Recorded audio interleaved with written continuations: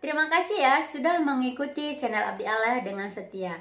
Jika saudara ingin ikut Zoom bersama Evangelis Tony, dapat menghubungi admin kami. Kontak dan keterangan ada di deskripsi video. Selamat menyaksikan.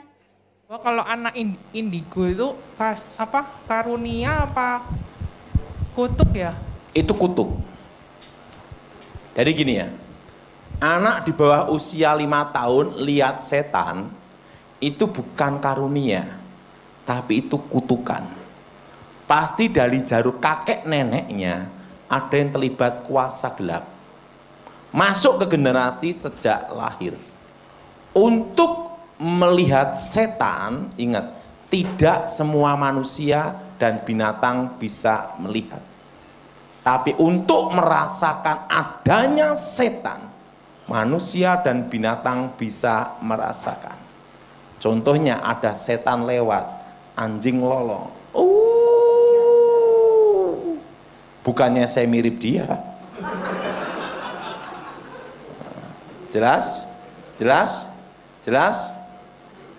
Tengah malam ayam kelabaan, panik semua. Nah, itu ada setan di situ. Kita kalau ada kuasa gelap masuk satu rumah, ini ada sesuatu yang tidak beres. Jelas? Jelas? Terus anaknya diapain ya Pak? Jadi gini, nanti dulu. Jadi kalau sejak kecil melihat setan, itu bukan karunia, itu kutuk. Beda dengan karunia Roh Kudus, membedakan roh karunia penglihatan. Itu beda. Itu didapat setelah bertobat mengalami baptisan Roh Kudus. Dan itu tidak bisa digunakan setiap saat. Kalau Tuhan kehendaki, baru lihat. Kalau Tuhan tidak kehendaki, tidak bisa. Jadi ingat ya saudara, perlu saudara tahu bahwa tidak semua orang bisa melihat setan. Ada batas di sini. Kalau bisa digunakan setiap saat sesuka hatinya, itu pasti bukan karunia. Itu kuasa gelap. Jelas? Jelas? Nah, suatu kali saya punya kakek, nenek saya itu kalau melihat orang tahu. Saya tanya sama dia, apa rahasianya? Tiba-tiba kakek saya beritahu, ini rahasianya. Nenek saya beritahu, kalau kamu ketemu 10.000 penjahat, perampok, pemerkosa, penipu, tukang mabok, secara otomatis untuk lihat orang baik itu paling mudah. Betul? Karena mata adalah jendela hati kita. Orang tidak suka orang bisa dilihat dari mata. Dan karakter seseorang bisa dilihat dari sorot mata. Kaget saya. Maka yang paling susah ditebak itu mata buta.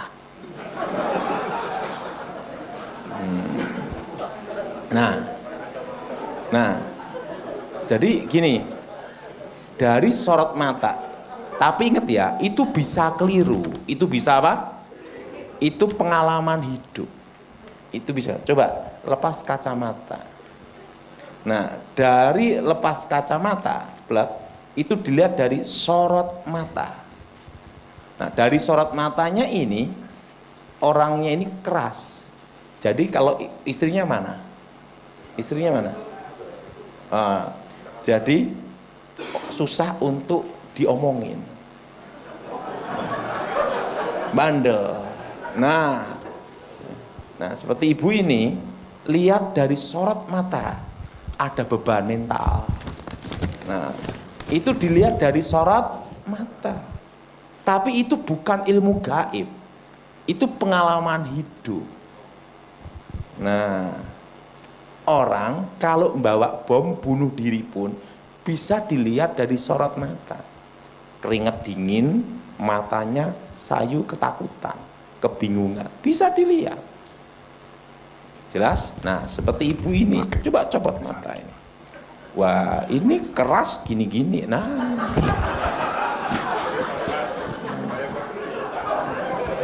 ketok nih. Tapi ingat, itu bisa keliru. Karena itu adalah pengalaman hidup. Nah, saya itu udah banyak ngelihat penjahat, perampok, pemerkosa, pencoleng. Otomatis dari sorot mata mereka bisa kelihatan. Jelas? Makanya kalau orang mati, sorot matanya hilang. Nah, tapi gini nih tidak bisa 100% benar. Bisa keliru. Itu tergantung pengalaman hidup. Ini, nah dari sorot matanya gini. Nah, tipe-tipe seperti ini susah ditebak. Nah, artinya saya tebak apa? Orang ini mudah bosenan. Jadi kadang semangat, kadang megah, kadang semangat, kadang megah. Jadi yang nebak yang mumet. Ngerti maksudnya? Jadi tergantung moodnya, ngerti dah? Ngerti, ya kan? Nah, itu jadi kalau pas semangat, nah waktu ditebak wah semangat, tiba-tiba tidak semangat tinggal minggat gitu dah. Nah itu, istrinya mana nih? Nggak ikut. Nah itu dari sorot mata. Tapi gitu tuh bisa keliru. Nah makanya waktu saya pada waktu zamannya Pak Edi Wibowo, kan saya sering ditanya, ini orangnya gimana? Itu bukan tanya ilmu gaib, bukan. Sorot matanya, karena gini loh, ini pengalaman hidup saya.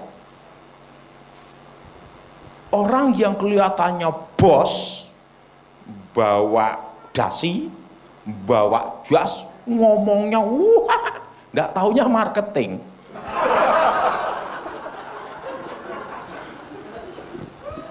Tapi belum tentu ya. Tapi ada, itu dilihat dari sorot mata aja. Waktu itu saya lihat, wah, ketemu orangnya biasa, nggak bawa das, gini. Konglomerat. Nah, saya sering ketemu beberapa konglomerat. Caranya ngomong aja beda. Cara bicara aja beda. Nah, kalau yang marketing ngomongnya jago. Kalau bosnya ngomongin gini, karena dia tanda tangan duit metu kan gitu. Betul? Kalau yang marketing mah itu entek.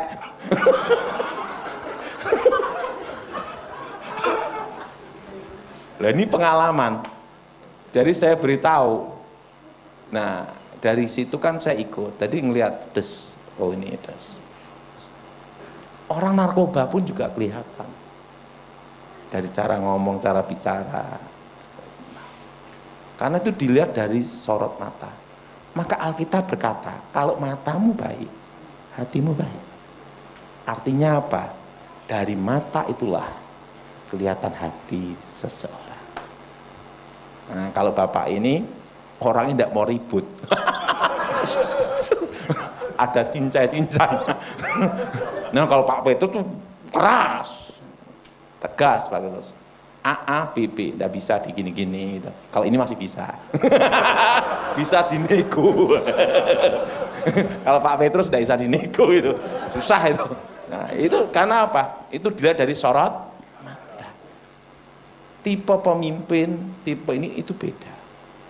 Jadi dari sorot mata itulah kelihatan seseorang dalam kondisi apapun. Nah, jadi itu bukan ilmu gaib. Itu kejiwaan. Dan itu bisa dipelajari. Nah, cara belajarnya gimana? Gampang, mudah. Banyak ketemu penjahat. Makanya yang pinter-pinter itu kalau suka pelayanan di penjara, kan lihat, wah penipu modelnya kayak apa, tukang copet, yang tahu tukang copet adalah bekas pencopet, betul enggak? Betul? Artinya mereka udah pernah belajar, pernah ketemu, pernah ngalami, nah gitu. Oke, lanjut. Ya Pak, ya Pak. Cara untuk memutuskan indigo itu namanya kutub keturunan harus dibatalkan dalam nama Yesus. Jadi segala ikatan kutuk keturunan kami patahkan, kami hancurkan dalam nama Yesus. Demi nama Yesus. Keliru lagi ya. Demi nama Yesus. Jadi segala kutuk keturunan kami hancurkan, kami batalkan, putuskan demi nama Tuhan Yesus. Nah, saya dari kecil dikira juga dapat anugerah yang maha kuasa. Jadi usia 5 tahun, itu kalau saya konsentrasi benda-benda bisa terangkat. Jadi tangan gini benda-benda terangkat. Nah, dikira mama saya itu adalah anugerah dari yang maha kuasa. Nah, usia 7 tahun, saya bisa ngangkat lemari, tangan gini tak. Nah, waktu itu mama saya kok ada ini kekuatan itu. Nah, jadi pertama ngangkat korek, saya ngangkat lemari, ngangkat bangku. Nah, dan setelah itu usia 8 tahun, kalau saya konsentrasi gini, benda-benda sekitar saya bisa terangkat. Dan sejak kecil saya komunikasi roh. Nah, usia 9 tahun, saya ketemu guru saya. Guru saya memberitahu saya, kakek saya, itu adalah basic dasar ilmu santet. Hanya kekuatan yang menyebar, tidak memfokuskan. Akhirnya guru saya mengajarkan cara memfokuskan kekuatan itu. Nah, dari situlah saya mengerti bahwa roh itu masuk sejak saya lahir. Nah, begitu saya bertobat dalam nama Yesus, udah enggak bisa lagi. Bisa. Hilang udah.